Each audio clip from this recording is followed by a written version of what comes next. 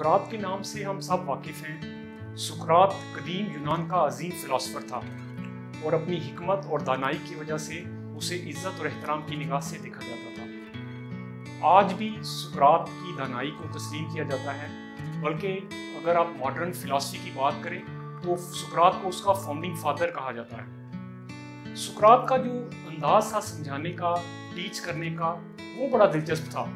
वो सवालात करता था और सवालात के जरिए अपने मुखातिब को एजुकेट करता था।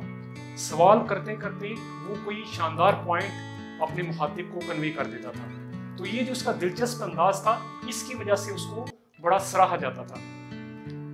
एक दफा एक शख्स सुकरात के पास आया और उसने सुकरात से कहा कि मैं आपको एक बात बताना चाहता हूँ आपके दोस्त के बारे में। तो सुकरात ने उससे कहा कि जो बात तुम मुझे बताना चाहते हो तुम रुको और पहले मेरे 3 सवालों के जवाब दो। अगर तुमने उन सवालों के जवाब ठीक दिए तो फिर तुम मुझे वो बात बताना। तो उस शख्स ने कहा ठीक है, आप पूछें सवाल। सुकरात ने उससे पहला सवाल ये पूछा कि तुम जो बात मुझे मेरे दोस्त के मुतालिक बताना चाहते हो क्या वो सच है?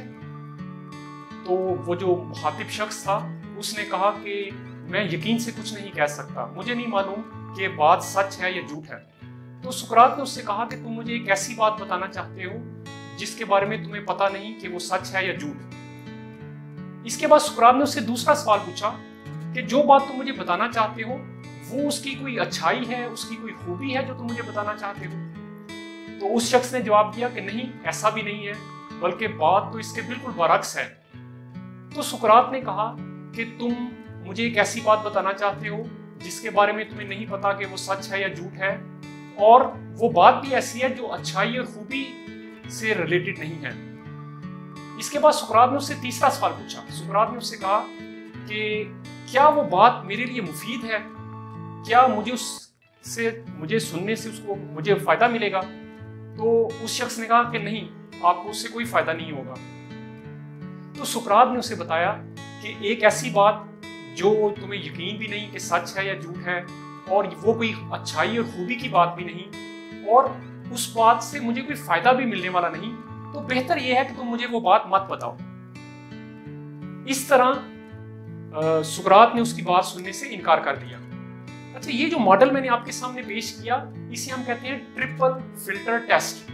ये 3 फिल्टर से गुजरने के बाद सुकरात कहता है कि वो कंटेंट, वो बात इस काबिल है कि आप उसको सुने। जैसा कि आप जानते हैं कि आज की दुनिया में इंफॉर्मेशन का, इसे हम एज कहते हैं, हर तरफ इंफॉर्मेशन है। इस मॉडल से हम अपनी कम्युनिकेशन को बहुत इफेक्टिव बना सकते हैं। जो मालूमात हमारे जहन में जाती है हम उसकी क्वालिटी को बड़े आराम से चेक कर सकते हैं। हमारे माइंड में जंक ख्यालात नहीं जाने चाहिए। हमें यही फिल्टर इस्तेमाल करना चाहिए। जब कोई बात हमारे तक आए तो हमें पहला सवाल खुद से पूछना चाहिए, क्या ये बात सच है? और दूसरा सवाल हमें ये पूछना चाहिए, क्या ये कोई अच्छाई और खूबी पे फोकस करती है? और तीसरा सवाल, क्या इससे मुझे कोई फायदा मिलेगा?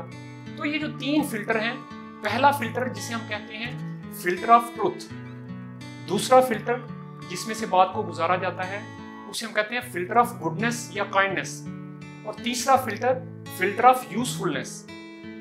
आज जो हम रूमर्स सुनते हैं, गॉसिप सुनते हैं, अगर हम इस फिल्टर को अप्लाई करें तो बेशुमार ऐसा जंक है जो हम अपने तक आने से रोक सकते हैं। अच्छा, इसी तरह जो लोगों को एजुकेट करते हैं, ट्रेनिंग से वाबस्ता हैं, टीचिंग से वाबस्ता हैं, जो तहरीर लिखते हैं, जो कॉलम लिखते हैं, जो मैसेज जनरेट करते हैं, जो दानिश्वर हैं, उनके लिए इस मॉडल में एक बड़ी जबरदस्त रहनुमाई मौजूद है। हम जो बात आगे पहुंचाना चाहते हैं, हम जो तहरीर लिखना चाहते हैं, अपने क़ारीन से शेयर करना चाहते हैं, हमें रुकना चाहिए, हमें उससे सवाल पूछना चाहिए, क्या जो बात मैं कन्वे करने जा रहा हूँ वो सच है?